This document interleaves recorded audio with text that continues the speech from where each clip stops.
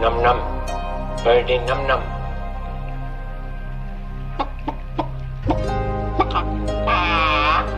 When I have understanding of computers, I shall be the supreme being.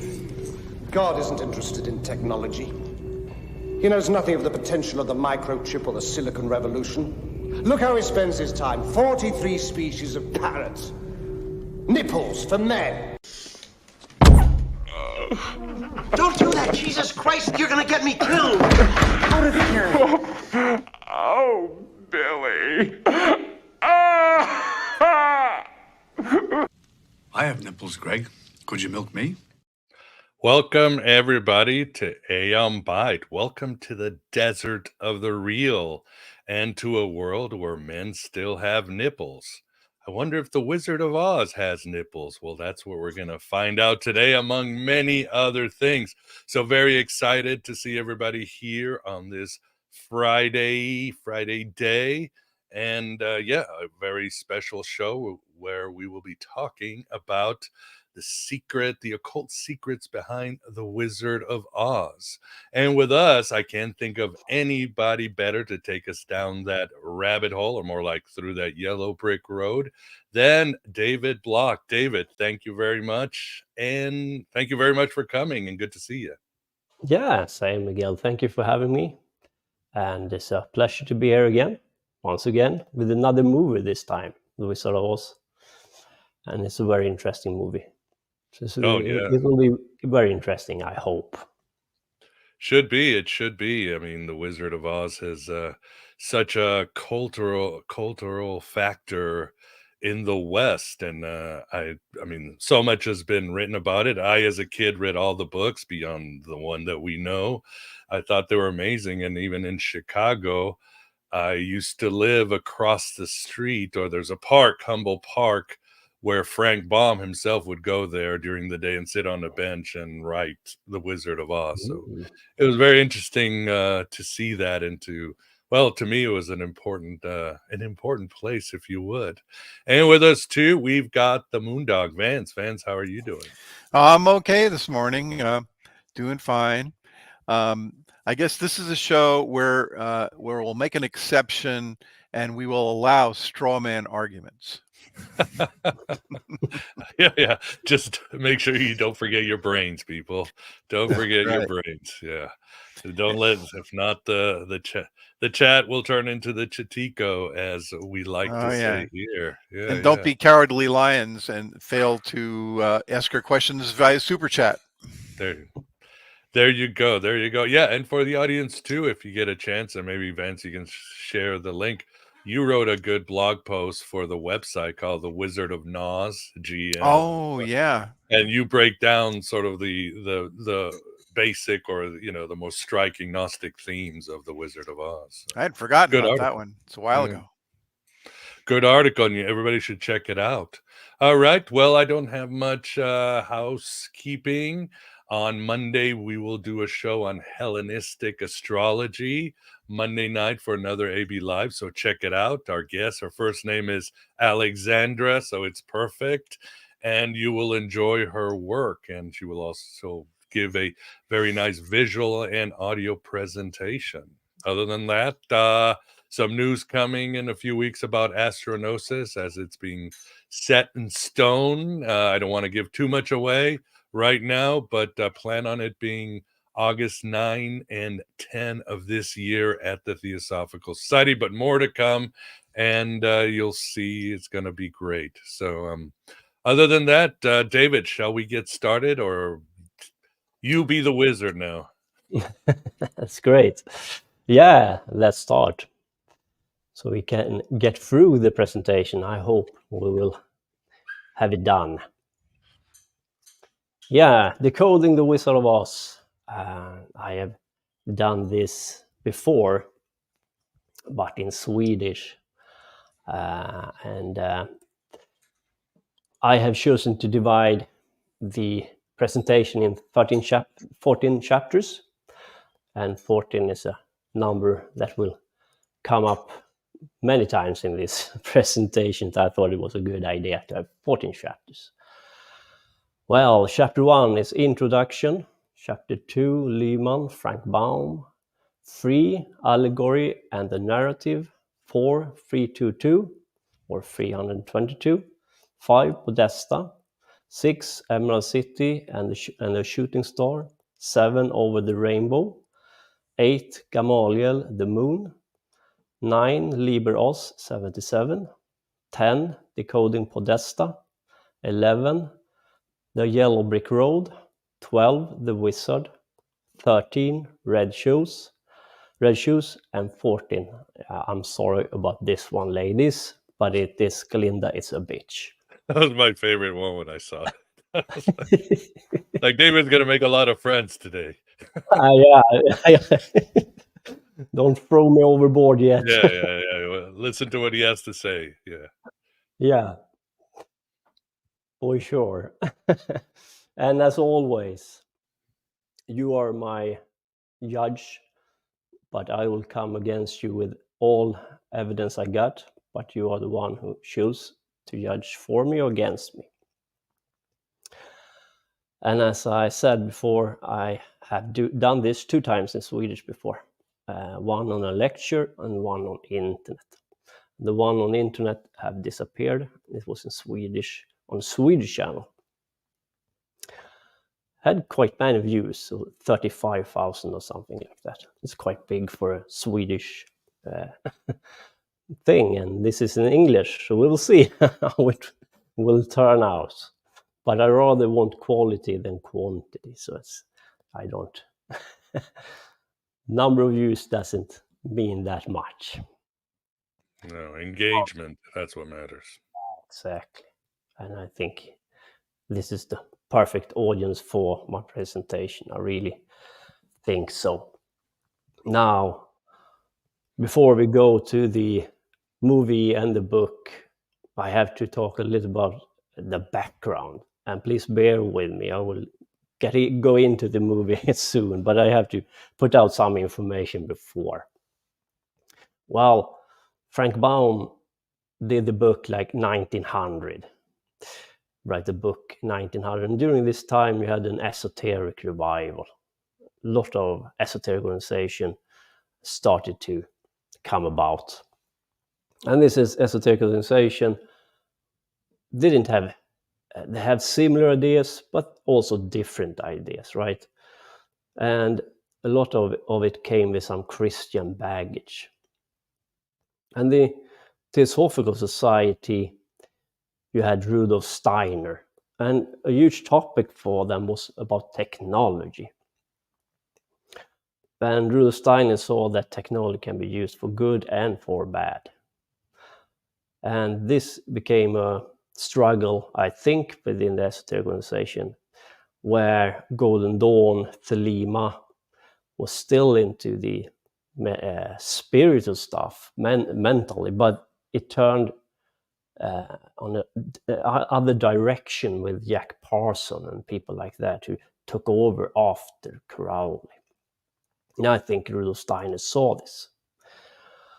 And the movie is about that struggle. Some of it is about the struggle between what esoteric should be. Should it be only about spirit and transform from within, or should you add technology to the esoteric practice?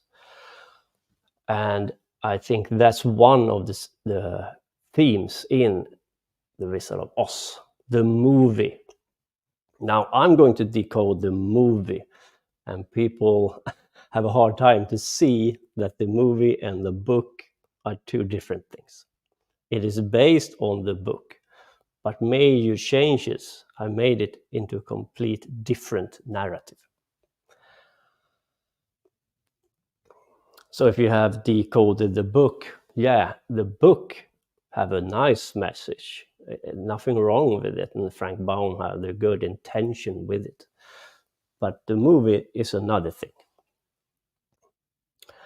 And from Lehman Frank Baum perspective, it was something good. He wanted to do a nice story about happiness, transformation, spiritual things. I don't doubt that at all. And you can see it in the book. If you haven't read it, I recommend you to read it.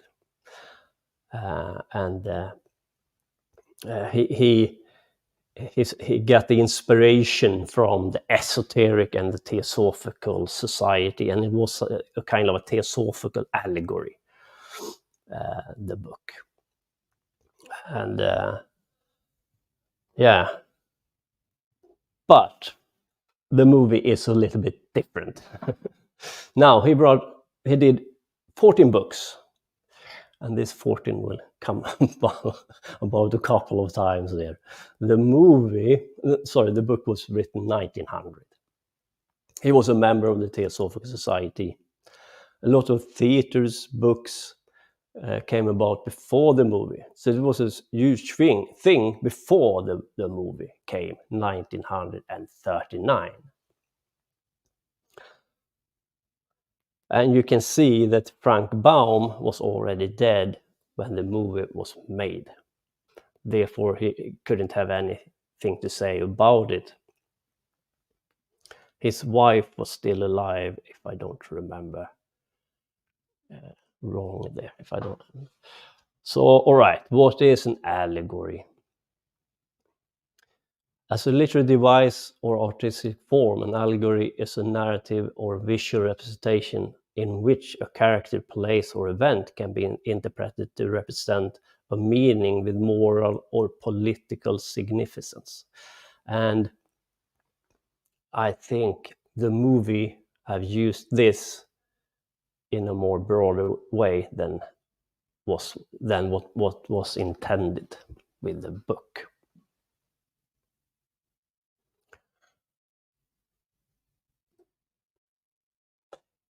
Yeah, the screenplay for the movie is written by different people, at least 3.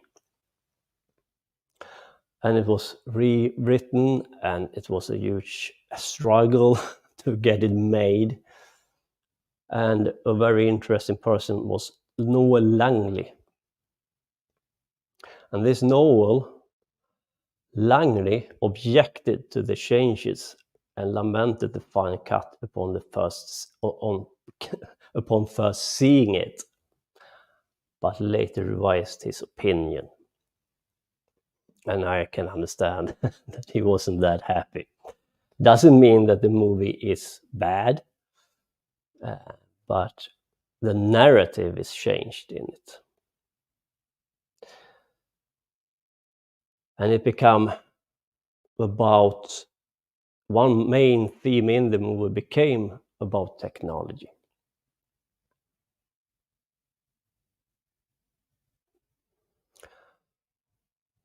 The book, if you haven't read it one more time, you should read it, because if you read it, you will see one where the narrative is changed in major ways. And it makes the movie a complete different thing, even though it's based on the book. And the book was named The Wonderful Wizard of Oz, but the movie was The Wizard of Oz. They have removed the wonderful there. And that's a big thing. And I will show you why later. But he's not the wonderful wizard, he is the Wizard of Oz here.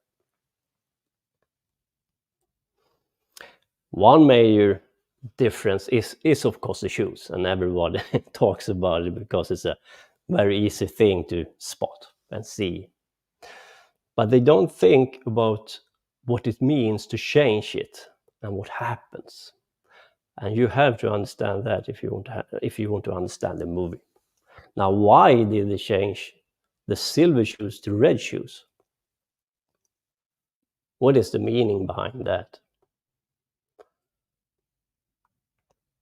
And who is Glinda? In the book, Glinda is a nice person. She's a good witch. But you see, Dorothy in the book see the shoes and think they are beautiful and want to have it on her own accord. She is the one who decide to take them on, but not in the movie. And that's a major change between free will and to be manipulated to do something.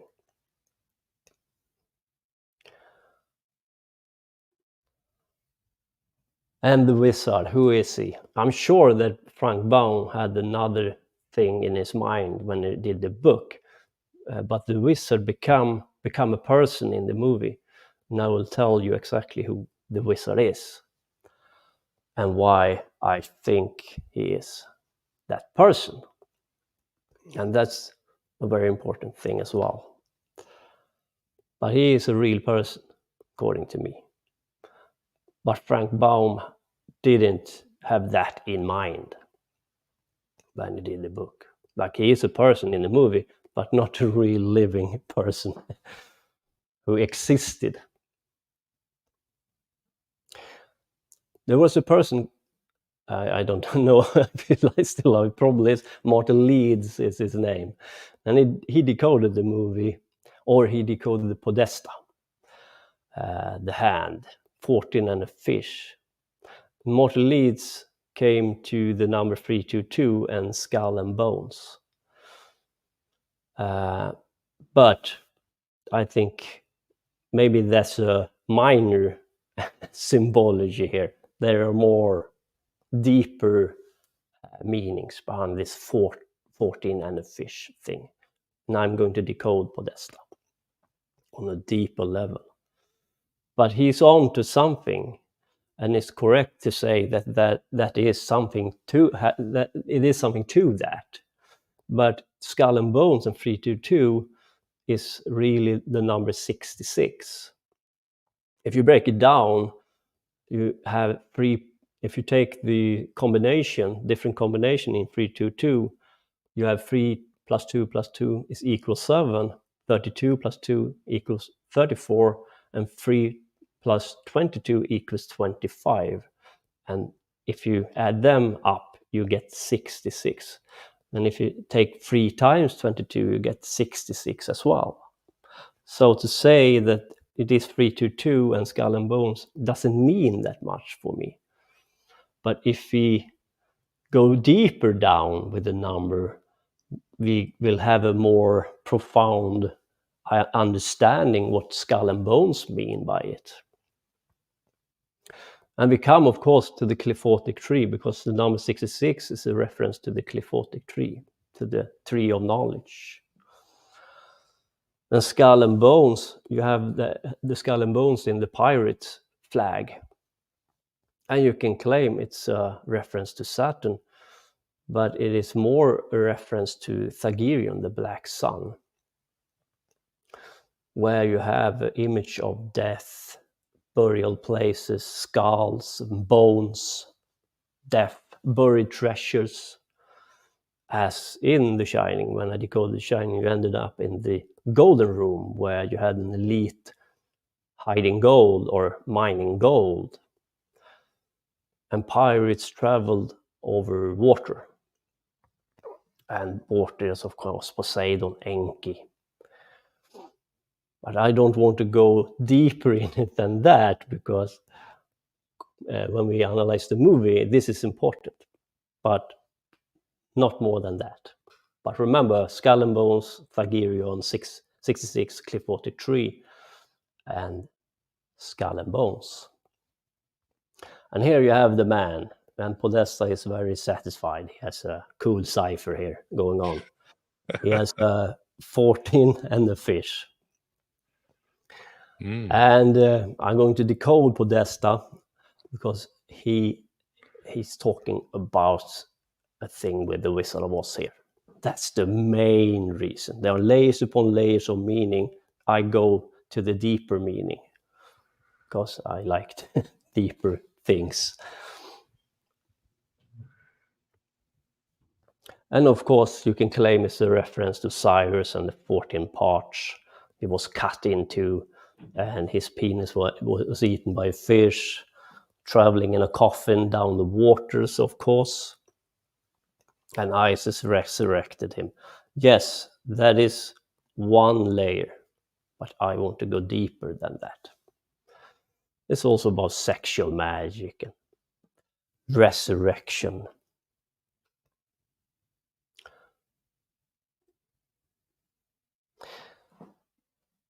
Let's go further in time to 1985, and this is a point many people miss. We had the other Oz movie come about, Return to Oz, and Disney bought the rights to produce it, and this was 1985. And when they did the Return to Oz, they changed the logo or the opening crawl to the famous city, and the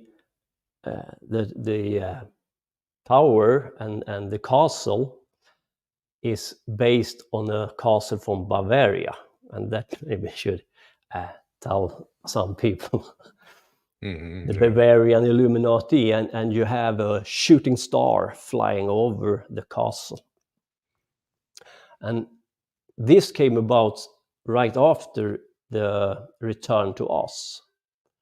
So you have the shooting star over this castle, and this shooting star come in the movie The Return of Oz, because in that movie Dorothy find the ring, says Oz on the ring, and the ring comes from a shooting star, and with the ring she goes back to the land of Oz. And in that movie she comes there through water, of course, if you remember. Now Disney change or have a new opening crawl with the castle and the shooting star with Oz,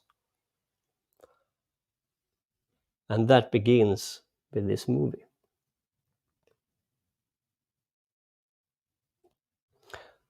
Stanley Kubrick liked to use Disney in his movie The Shining, and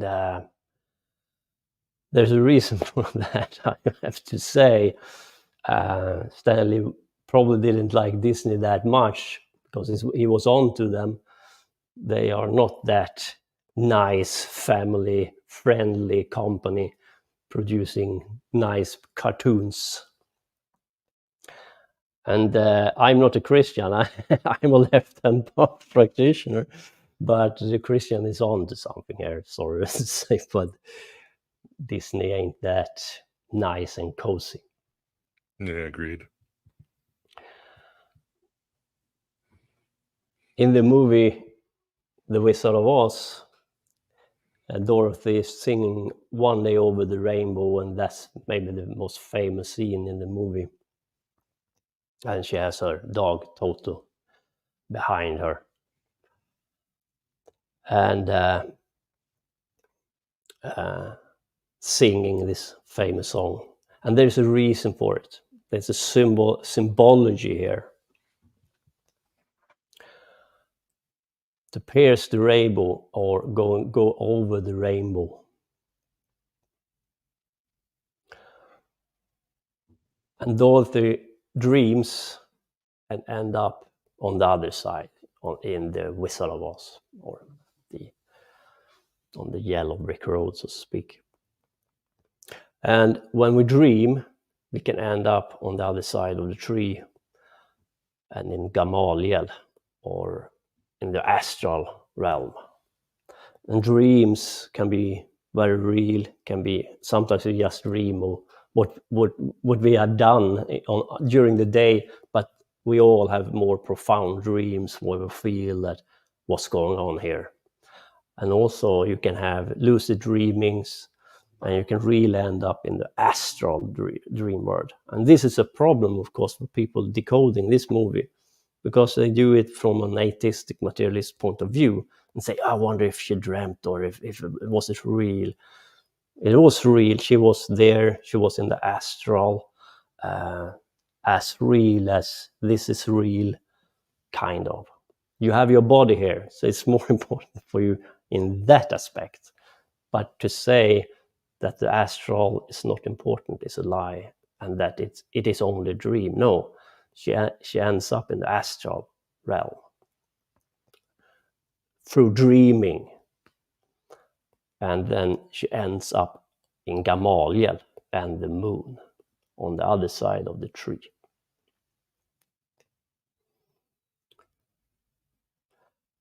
And you have the 4 words in Kabbalah. And you have the famous phrase Yod Hey Vav Hey. And the astral is Yetzirah formation, and it is yellow, and it is air, and it is sword, the symbology here. And we know that poor Dorothy have ended up in the astral. She has ended up in the Yetzirah, the world above our material world.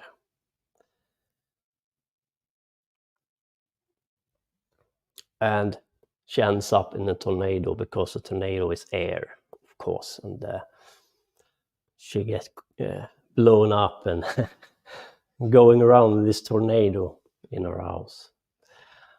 And she's walking on air, famous song.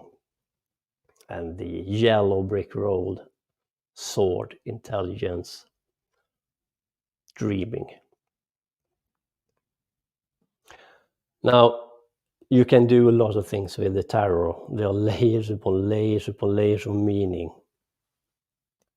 But one grouping of them, the primary grouping of the tarot, looks like this. And you can see the yellow brick road there. Now you can claim there is some green to it as well, but she's going towards Tiferet or Thagirion. She has to end up on the yellow brick road sooner or later. If you put the tarot on the primary grouping of the tarot. And you can see what cards belong to that group. It is death, temperance, the devil, and the tower.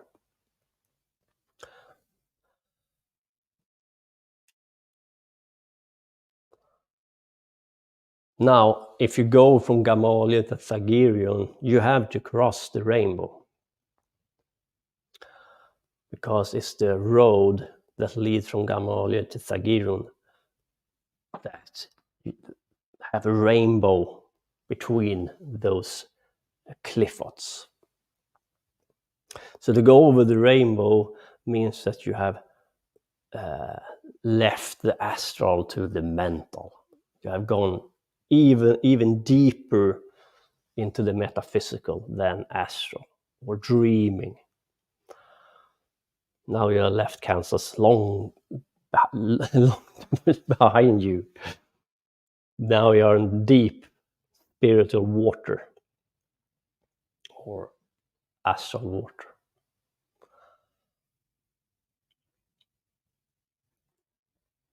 So you go from 9 to 6 or 6 to 9 if you pierce the rainbow.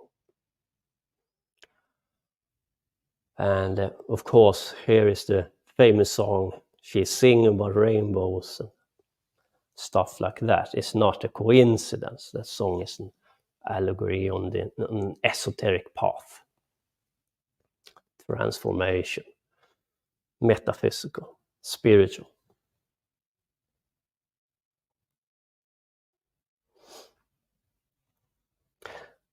And we all know that you can place the major arcana on this different path on the trees. You have 22 paths on the tree, you have 22 cards in the major arcana. And we will go a little bit deeper in it, but you have 2 paths on the tree. That is called fish and fish hook. And those paths is here. It goes from the moon, Yesod, to Netzach, fish hook. From Netzach to Tiferet, you have the fish. Fish hook and fish. But that's a detour, you may think. Yeah, it is a detour. She was supposed to go over the rainbow, but someone is sending her on a detour here. What's going on? And why?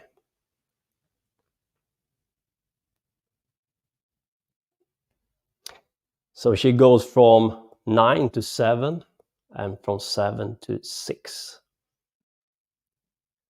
From Gamaliel to Arab-Sarak and from Arab-Sarak to Thagirion. And the path, the tunnels she has to travel on is Tsuflifu. Sorry, it's very hard. And Niential. Niential is a little bit easy. Tsuflifu. Very strange name on that tunnel. Anyway. So Flifu. The lesson on that path, and this is on the other side, this is on the cliphotic tree.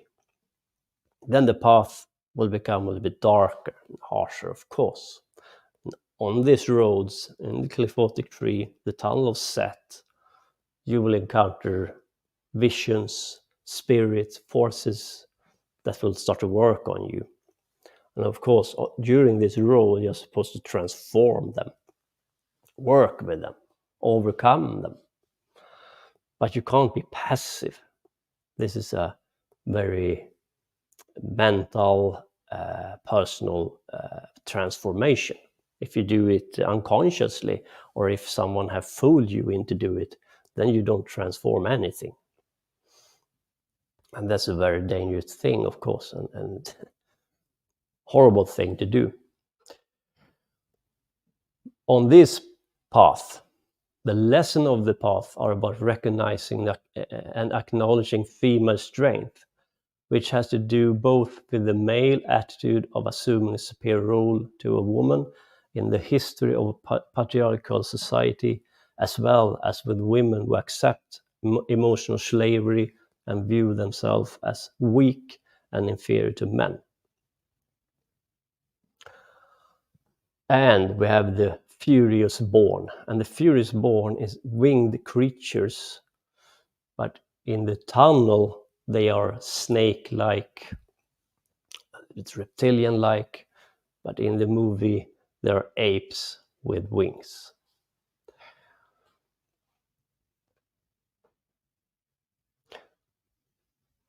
I will go back to this and why it is about women and coming over the patriarchal society and so on, and how they have used this later on. But it is not Dorothy that overcomes these forces, but the one who manipulates her. So it's not Dorothy who do this on her own, as she should do. And you should do it, but then you have to choose it on your own. You want to transform, you want to work with these forces, you are active. But Dorothy is not active. And then you have the other path, Nientiel. The lady of the underworld, as well as the scorpion and the beetle, both symbolic of the black sun, the sun within 666. Now, on this path, you are on your way to Thagirion, of course. This is the path that connects Nesach to Thagirion. While working with this tunnel, we may be confronted with such issue as the fear of loss, the sense of failure. And the sense of failure is a very big part in the movie and with Dorothy's companies. They lack something and they feel like a failure.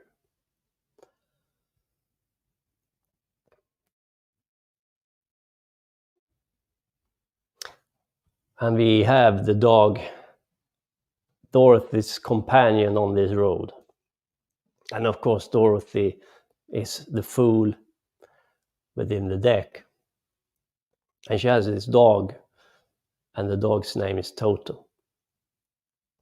And Toto is an offshoot from OTO. Typhonian OTO came about in England with Kenneth Grant, but it was a legacy from OTO. And TOT in Chaldean gematria is 4747 equals 22, and 22 is the path of the tunnels of Saturn, the Cliff 43 and the Tree of Life. And also 22 cards, of course, in the Major Arcana. And number 42 is attributed to the card. And the dog is Sirius 33, and Sirius is the black sun in astrology. And to go over to the Sirius 33, you have to go through Thagirion 666, the black sun. So in the beginning of the deck, they are giving you clues that there are many layers of meaning in the tarot. So there are a lot of things going on here, but this is one of the themes here. You have the sun, you have the yellow, air, sword, intelligence. But you see, because we know yellow is about intelligence, we know that the fool chose to go down or jump down because he wants to go on the hero's journey, he wants to transform. He do this willingly with intellect. He is an awakened fool. An awakened fool knows he is a fool, and he takes the decision on his own to be an awakened, enlightened person. Dorothy is a blind fool. She doesn't know she is the fool. She's just manipulated to jump.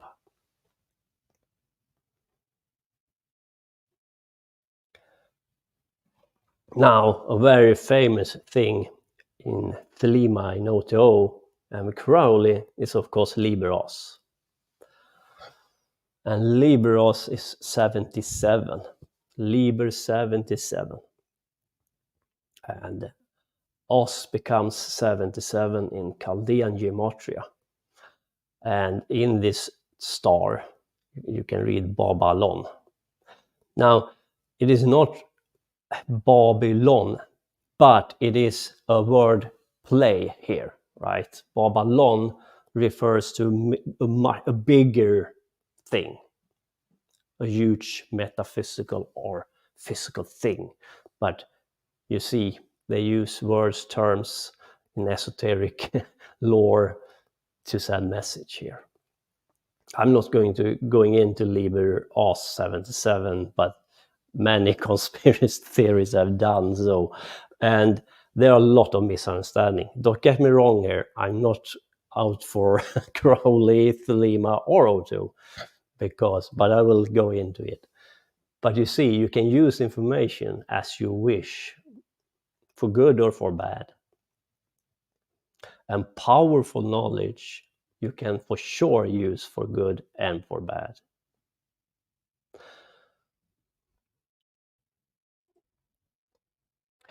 And you have the Os, and if you look closely to it, you will see 666 in the Os, and it is 77. So Os equals 77 equals Babylon.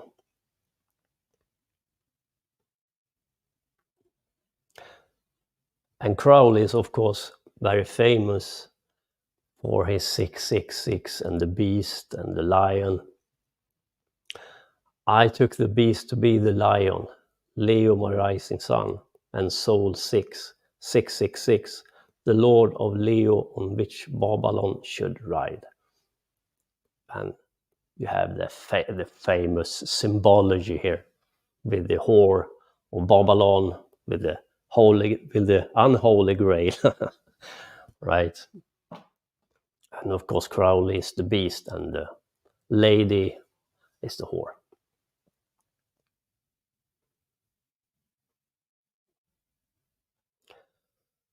Now, in Chaldean gematria, as I was explaining, Os becomes 77.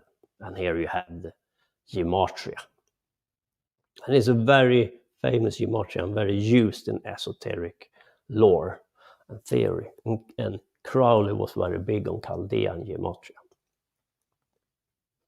So it is a very It is chosen for a reason, I would say. Now let's decode Podesta. The best day in his life. He have come up with a cool cipher here. Well, number 14 is the in Hebrew, the Hebrew letter number 14 is none.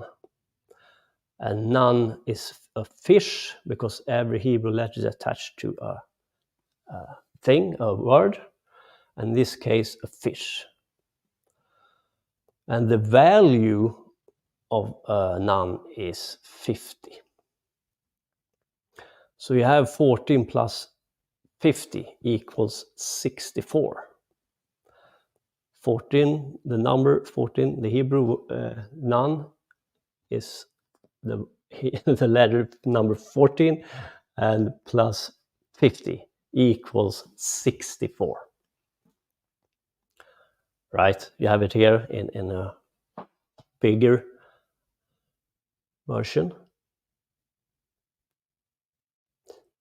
So if you use Chaldean gematria on the Wizard of Oz, not the wonderful Wizard of Oz, but the Wizard of Oz, the number is 64 if you add them all up.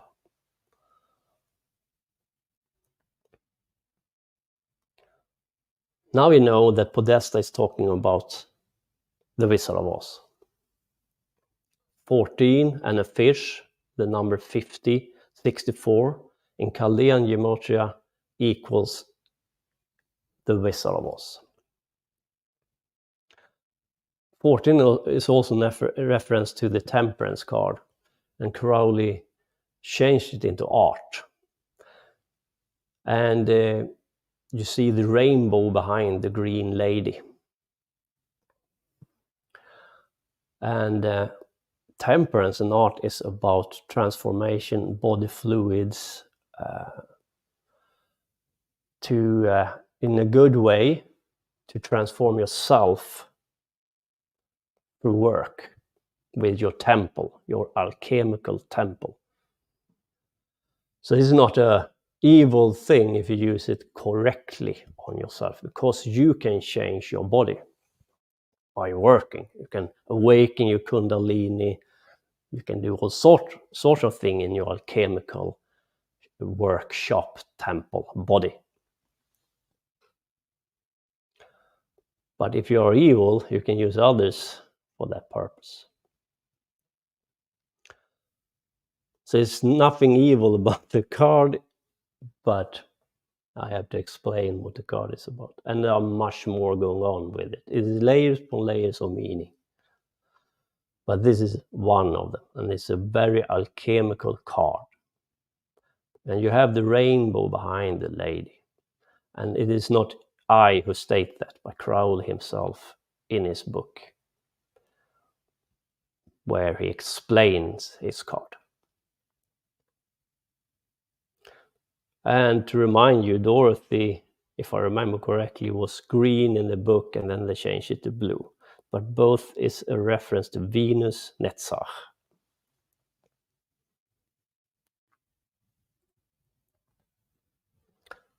So let us take the walk on the yellow brick road finally. One of our company is the Tin Man. And I have to talk a little bit about the Tin Man here. The symbology here, you can see he has an axe. Before he worked in the woods, he was free and harmony with nature. Now we have come this industrial worker, this Tin Man, artificial person without a heart. And he searched for it. He had lost something. He had become the modern man, easy to manipulate because he has only a brain. And a brain you can manipulate and use. If you don't have the heart, your intuitive feeling, you will be fooled. Many people have been fooled recently through this pandemic have been very intelligent persons, but not very wise. No intuitivity. Your brain can't take you that far you wish to go. You need your heart with you. Something is lost. And Dorothy, during this journey, come to the Emerald Cities finally. Knock on the door, and this green man opens. And he doesn't want to let them in.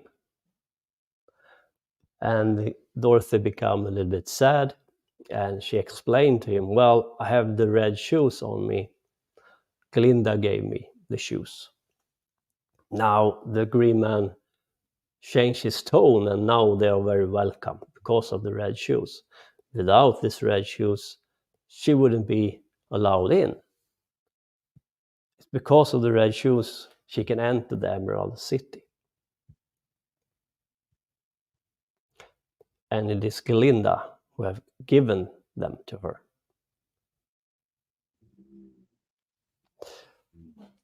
Now, a very important detail in the movie is the Tin Man. In 1 hour, 41 minutes and 48 seconds into the movie. This is during the end, where suddenly the Tin Man untie the rope to the balloon, and the wizard is in the balloon. And the wizard start to travel away in the balloon because of the Tin Man have untied it. Dorothy escapes and jumps out because of Toto have seen a cat. But the wizard is still on it and sail away into the skies. But it is the Tin Man who untied the rope. Why? Interesting. Why? Who made the Tin Man untie the rope? There are only one wizard left besides the Wizard of Oz, and that's Glinda. Mm-hmm. And Glinda turned up in the scene right after she have sent away the Wizard of Oz. And I explained during the path she took, it was about women taking over the patriarchal society led by the Wizard of Oz. Now she is the only ruler left in the Wizard of Oz, the land that know magic, because they have done away with the rest of them. And Dorothy have done her bidding. She gave her the red shoes. And in the book, you can ask, why didn't she do this on her own? Well, in the book, and this is very important, in the book they explain, the witches explain, that they are very afraid of the Wizard of Oz. Glinda is very afraid of the Wizard of Oz, therefore she sent a child to do her bidding. When he is exposed as a phony, she appears, but not before then, because she has bought into the myth of the wizard.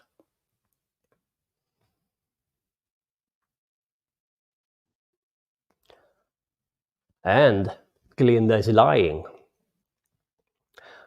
because she gave Dorothy the red shoes to do her bidding.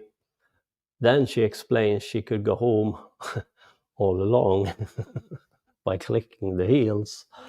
Therefore, she didn't have to do the journey to begin with, if that's the case. Second, she's lying. It is not the red shoes that takes her back, because when you click the heels, she's the one who do this behind her back with the wand, and she goes away. But it also means that she could do that from the beginning and send Dorothy back home with the wand, and she never would walk the yellow brick road. Now you can argue that, well, maybe Glinda wanted to teach Dorothy a lesson in transformation. But then we have to explain why she sent the Wizard of Oz away by controlling the Tin Man. And then she let her Dorothy go. So you see, Glinda is not the good witch here, as in the book. She's clearly manipulating Dorothy to do her bidding. Now we will start to talk about quite dark stuff to manipulate children, because in the book, Dorothy was supposed to be like 12, if I don't remember wrong here, but very young. Now Dorothy in the movie is a little bit older, but she have very childish demeanor about her, innocent and so on. Behave very much like a teenage girl.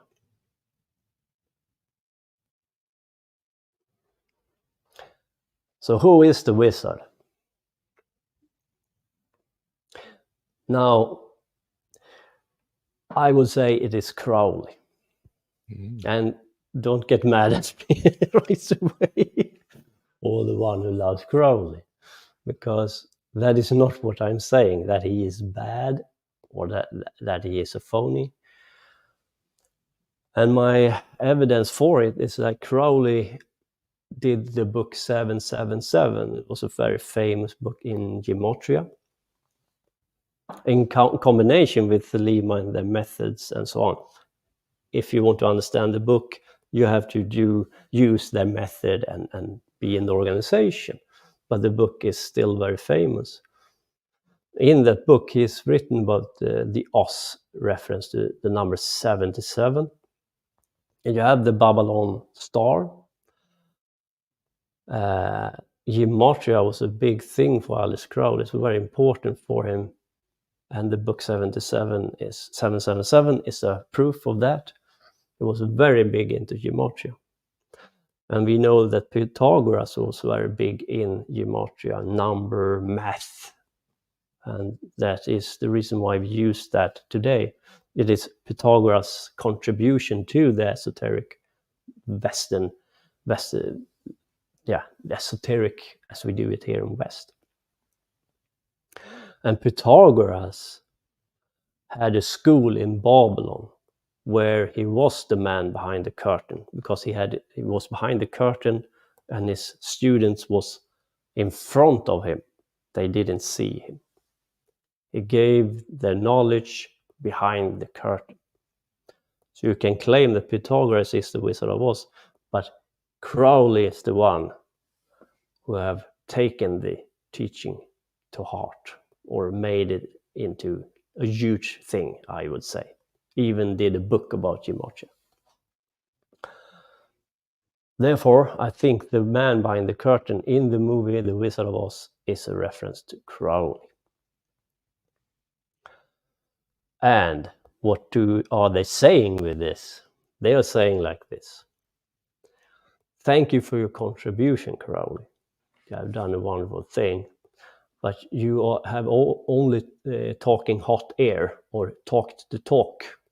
Therefore, we send you away with a hot air balloon, hot air.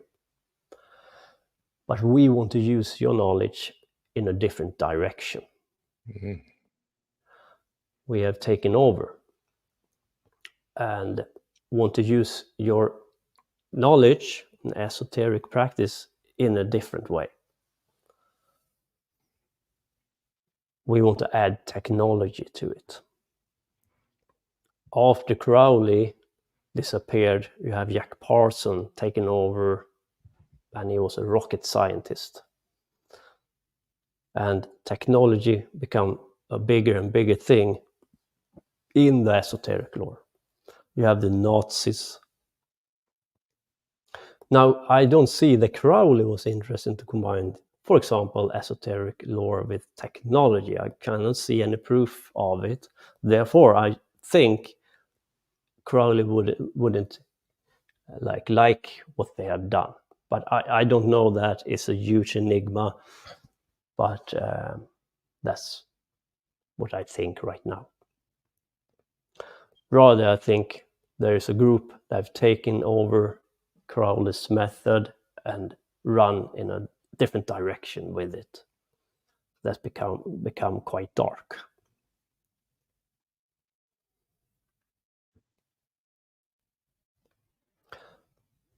Now, podesta and artwork,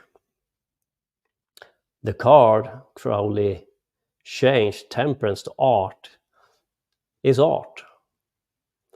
Now, that's a very, very shallow take on the card, but they use everything, right? You have art, as in artwork. And art, creativity is very important. Imagination, to imagine things.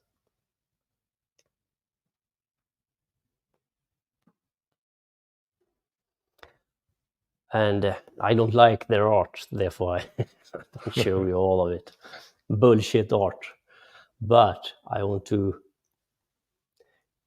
shows you the red shoes. And this is an art collection Podesta have. And he have more artwork with children with red shoes. And that's a reference to the Wizard of Oz as well. And the red shoes Dorothy was manipulated to have through Glinda to walk the yellow brick road or to do other people's errand because of manipulation. To use children to do this people's errand, to walk their shoes.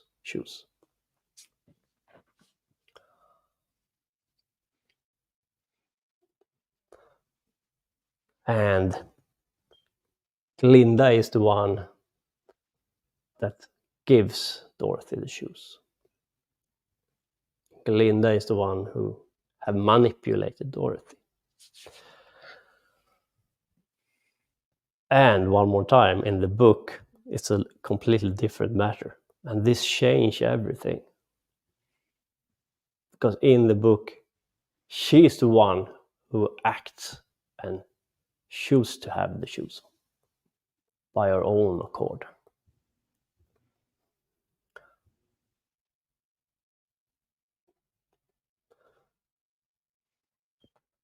And here you have one lady, maybe I should call her lady, but she's in the crowd of these people, and she's an artist.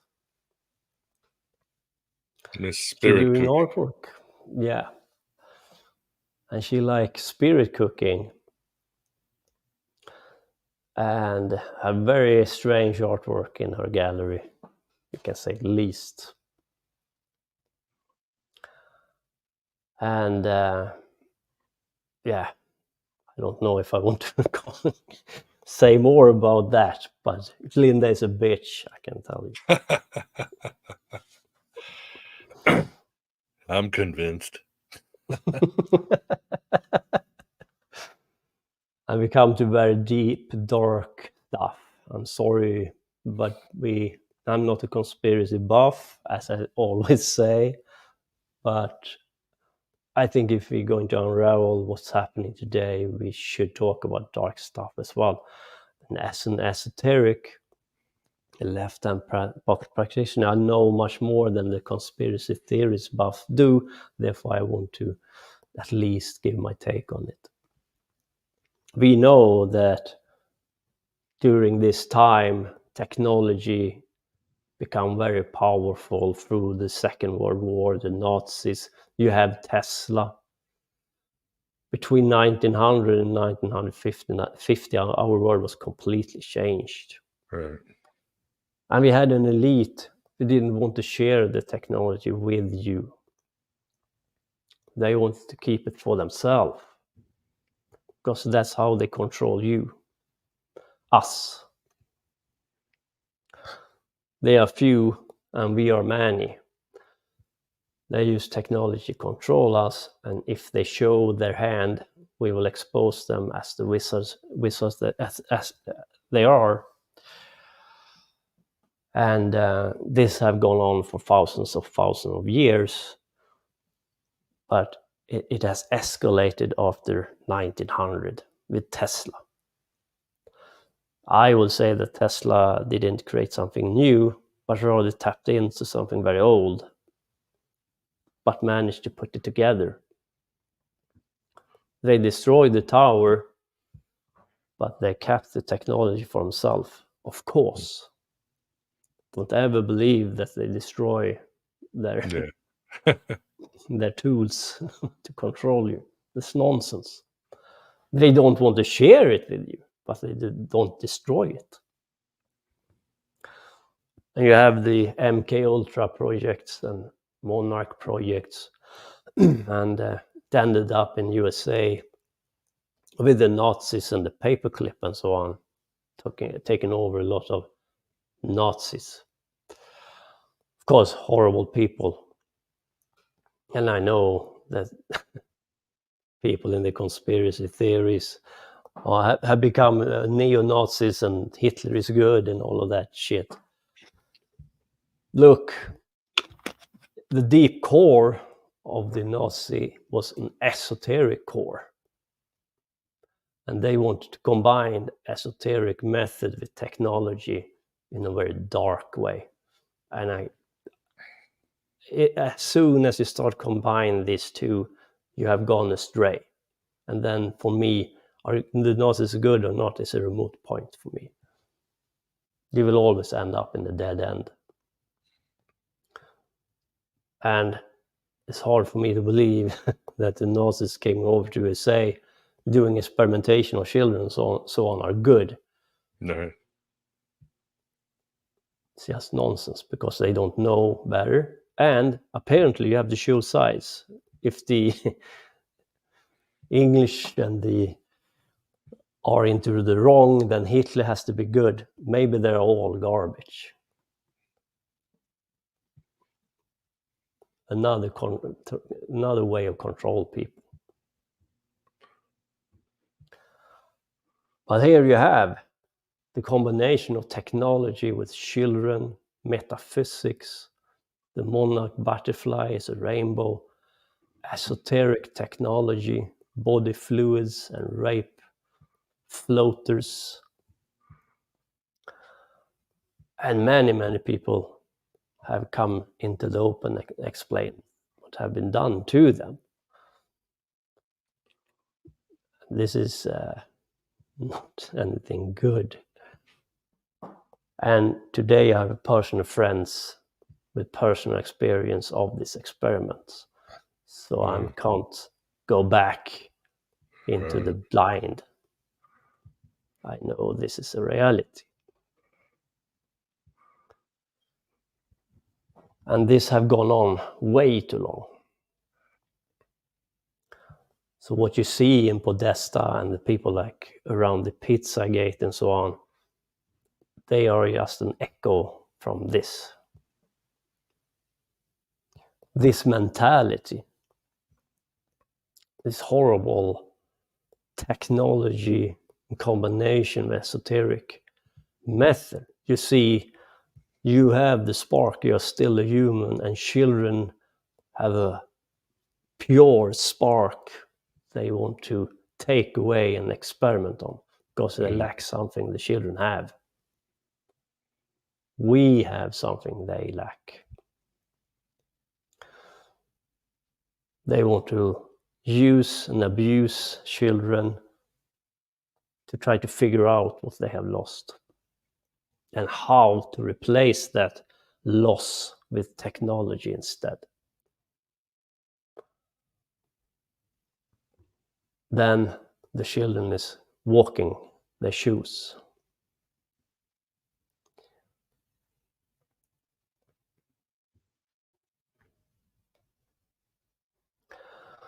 The children have everything they need, the spark, but some want to steal that from them. Children are close to the sun, joy, happiness, as it should be. But it's very hard when people get older, they lose the spark, this happiness, and they see the world how it is. We become dark and miserable. some people never go over that, and like they can't take it back. In many ways, I tried to have it intact. I took it all back. It sounds strange for a person who have chosen the left-hand path, but I would say the opposite. If you are going to walk a dark road with no light, you have to bring that light with you. Otherwise, you will become dark yourself and you will lose. You need the right attitude, willpower, understand that why you're doing it and for who. If you take one wrong step on the yellow brick road, you will fall. Especially if you aim for Thagirion and the Black Sun. But I think that's what we have to do as a race. And there are other methods and so on.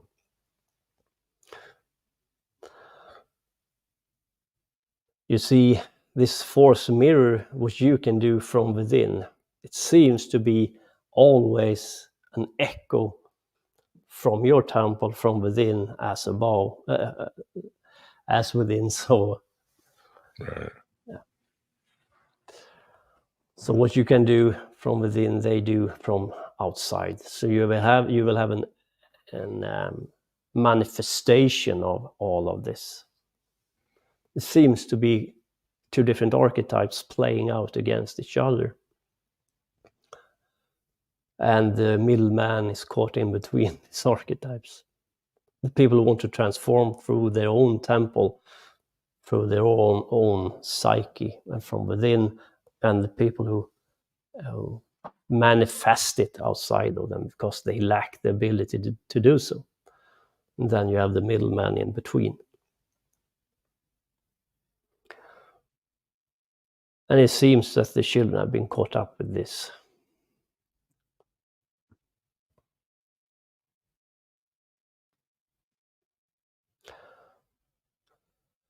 To walk in other shoes is a horrible thing.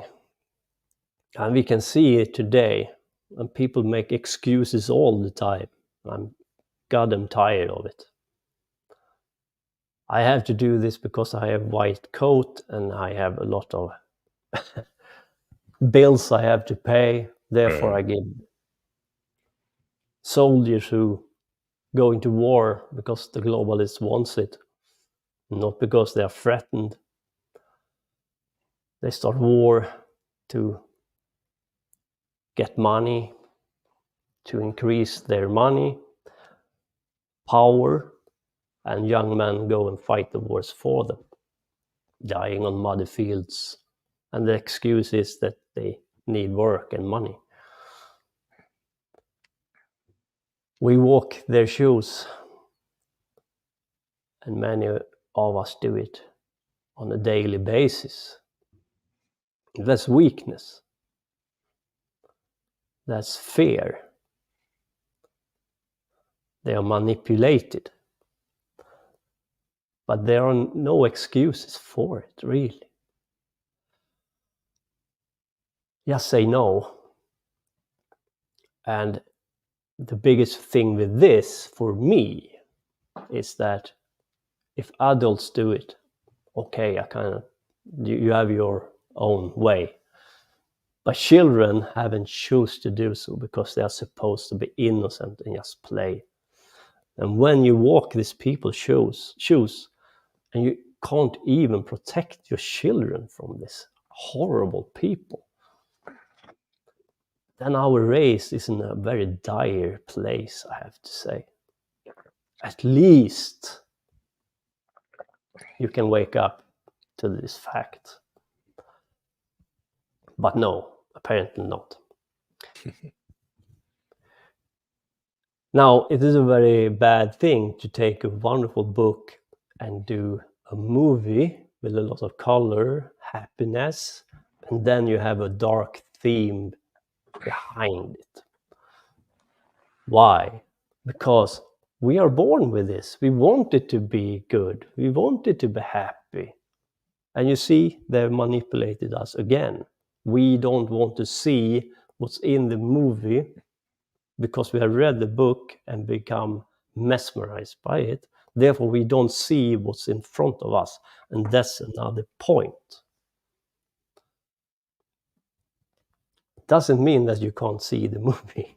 You should. But you see my point. So I know that they use the movies to show children in the MK Ultra programs these movies. Why are they doing that? If you choose a grown-up who's supposed to be their friends, manipulate them in a movie, but they don't see it. But it goes into the subconscious that they should trust people, like Glinda. But in the end, just use them, abuse them.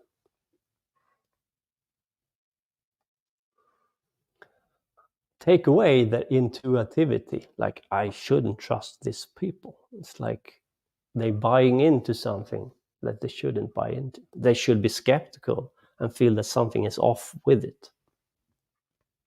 But they don't. And many people are very naive. They can see people around every corner threaten their children, but they can't see the elite.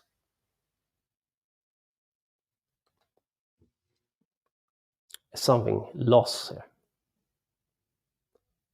The human race is in a very dire, manipulated state of being. And it's time for humanity to awaken to the fact that we have been fooled.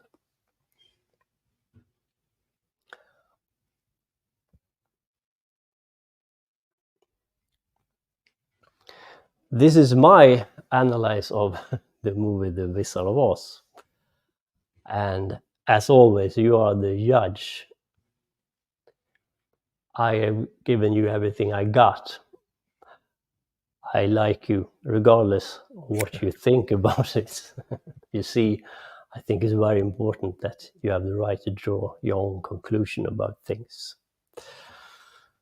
And the book is a wonderful book, and I really, you should read it.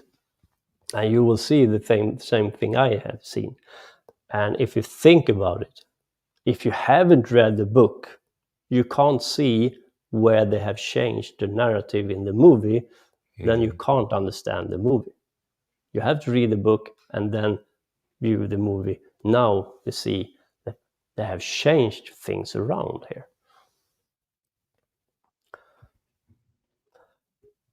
So first you have to read the book, have to understand that they have changed things, and then you have to wonder, why have they changed this? What does it mean? Now you can start to understand the movie. Of course, some of it can be a coincidence, but there is a clear narrative to be had here. You can't explain away Glinda's behavior. Some things can be a coincidence. But today we can also see that many things we thought was a coincidence ain't a coincidence. It's very planned and very put together by these forces. And they are good at this intellectual games they are playing and manipulating us with things happening in USA, horrible things, 2001 and so on. And nothing seems to be a coincidence, but it can, of course. Yeah, thank you for allowing me to decode the Wizard of Oz. And an announcement before we can answer question. A 3-part series if you want me to continue with the new thing on Aeon Byte, and if you want to have me, then I have a 3-part series. Begins with The Boatman, The Sky Falls in 12 parts, and I will end the series by decoding The Lord of the Rings, the book and the movie. And all of this part goes together. and you can call it a continuation of the Watcher series, if you want to, but an even broader perspective. And I think it is time to decode the Lord of the Rings, the book and the movie, on a deeper level than ever before, because I think Tolkien deserves it, and there are a lot of interesting things there. For sure. Let's do it. Let's start in March. Let's get going. Time's running out. Like you said, the darkness is coming. We need that light, and we appreciate you bringing the light and all your insights. So yeah, wonderful presentation. Like you said, so many levels, and you brought a level that probably most have seen. And yes, read the books. I love the books. As a child, there was moved me as much as Lord of the Rings and whatever was there. It was just wonderful fantasy. It is.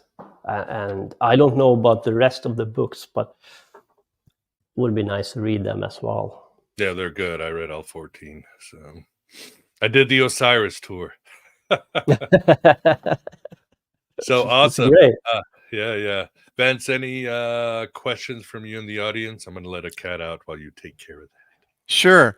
I'm going to start with one of mine first. I noticed that you didn't really talk about the quote unquote wicked witch or both of the wicked witches very much. No. I have a little bit hard time with them. I know that Dorothy do away with the Wicked Witch, and in the movie, it wouldn't surprise me if the Wicked Witch wasn't that bad as she's portrayed to be, but Glinda wanted to do away with her, and because she was a witch that could threaten her power after she had done away with the Wizard of Oz. And one more time, it's a different thing in the book, because in the book Dorothy do the journey on her own accord, but in this movie it is Dorothy who have taken her on this journey, and Glinda get what she wants. And if I don't remember correctly, the first witch dies because the house falls upon, upon the lady and the witch. So, yeah. Yeah, well, I mean, you could say that the wicked witches were more tied in with nature, just as, Wiccan people are in our everyday reality. Because, look at the forest, the monkeys. Did the movie portray the wicked witches as being more evil and wicked than the book? Because I read the book too long ago.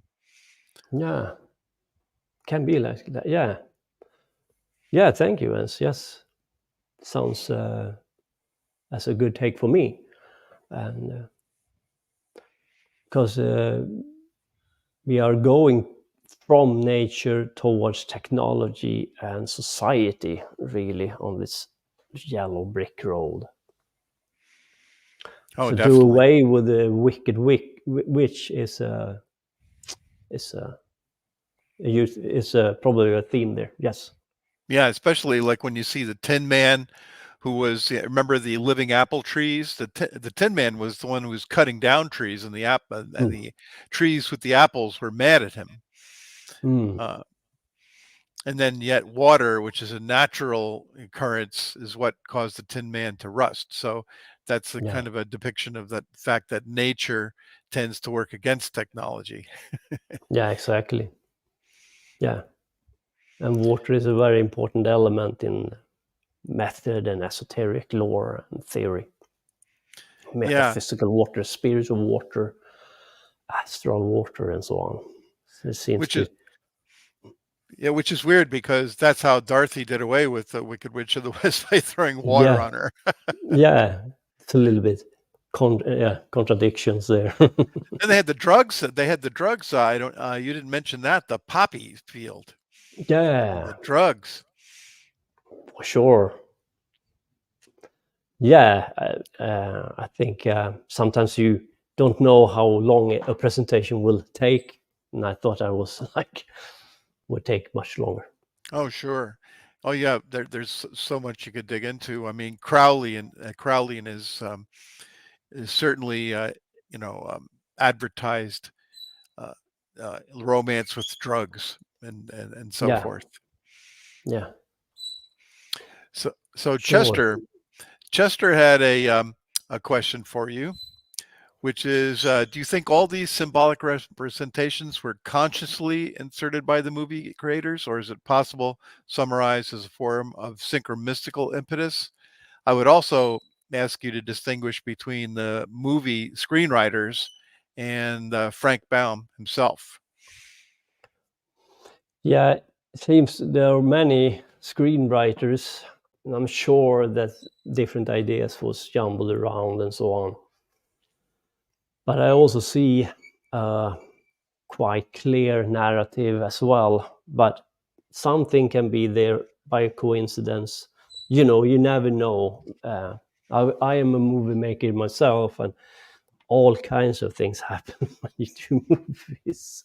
And therefore, of course, some things you take with a grain of sand. But the most important, the main thing, I think I have got it right here, and I think there is a narrative to be understood.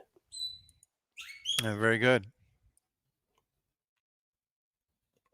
Hard to say, but that's why you keep peeling back the onion. So, what about the dog Toto? He was named after the band, right? I mean, I'm sure Dorothy was, I think, as she's going down the yellow brick road, humming Africa in a few scenes. That's reverse synchronicity. Yeah, There. I know. That's what they do today. Reverse synchronicity. No, it was Yeah. just a joke. Synchronicity. Yeah, I mean, Toto, you can, because you have Typhonian OTO becomes TOTO, but it come about later on. So you can, I mean, you never what it creates what, or the ripple effect of things, or is it a coincidence? I don't know, but it is there. Therefore, I pointed out. It's very interesting because TOT is Kenneth Grant, and Kenneth Grant is, of course, took over after Crowley and Jack Parson. And so it's an interesting thing. And in Chaldean gematria, TOTO becomes 22, as in the path of the Cliffotic tree and the tree of life, and the number of cards in the Major Arcana. And we know that Frank Baum was big into tarot and so on. Now, the whole movie could arguably be said to be about Toto, because in the pre-Oz black and white section of the movie, Miss Gulch, who is obviously the analog to the Wicked Witch of the West, wants to take Toto away, and Toto bit Miss Gulch, and Miss Gulch didn't like her. So I'm wondering, what could you say about the symbology of that, about the relationship between Toto and the witch? And also, I think Toto is the one, I think they captured Toto, the Wicked Witch captured Toto and took Toto away from Dorothy in Oz, just the same way she wanted to take him away in Kansas. Yeah, that is interesting. And yeah, it seems to be things in the movie that doesn't make any sense towards some narrative, or if you take away that, or if you have that still going on in the movie, it doesn't make sense in the end of the movie. But you can argue that a dog is the dog star Sirius, and the original meaning behind it was a Sirush from Babylon and Sumeria, where Marduk had a Sirush, and the one who had a Sirush was the king's animal instead of the lion. It was a symbol of kingdom, right to rule. If you had a Sirush, change that to a dog, and the dog star is Sirius is instead of Sirush. And if Emerald City and they were on the way to Tiferet, Thagirion, she should have her companion dog Toto with her all the way, because the dog is the one who points the way to the dog star Sirius 666 and the sun behind the sun. Well, in that case, if the Wicked Witch of the West wanted to take the Toto away, maybe she wanted to be the ruler too. Maybe this is a story about different magic, magicians trying to gain power over the kingdom, the Glinda Witch versus the Wicked Witch of the West, who never, I guess, doesn't have a name, at least in the movie. It's a good take, Vince. Yes, I agree. Whereas Dorothy was the real queen of the movie, right? Because Dorothy is the one who has the power in the movie, even if she doesn't know it. Yeah. And I assume it's in the book too, because they couldn't have changed that part of the narrative that drastically. Yeah, I agree with you, Vince. And they know, if you go back to the dark stuff, that the children have the power and they don't like it. That's the reason why we have the power. We have something they lack. But people don't understand it. But it doesn't mean that it's untrue. It's true. Well, Dorothy got her awakening for sure. Yeah. For sure. All right. Well, if there's not any other questions, thanks for the super chat there, Chester. I think we shall wrap it up, and for sure we will tackle this trilogy in March. And yeah, I think that's, I think we have ended. We are back in Kansas, as the famous saying goes. So Vance, thanks for keeping us company. It's fascinating. Wizard of Oz, my favorite. Watched it for years. Yeah, I think I've watched it. It's a good movie, very well made, and yeah. Used to be a ritual every year at a certain time. CBS would put it on, and we'd all gather in the living room and watch it every year. It was like Christmas. Yeah. We have similar things going on in Sweden, but with different movies. In the after New Year, we watch Ivanhoe. Good. Yeah. Everyone has a hangover anyway, so it's like watch Ivanhoe. Please tell me it's not. Please tell me it's not Midsommar, right? They are on to us in Sweden. Yeah.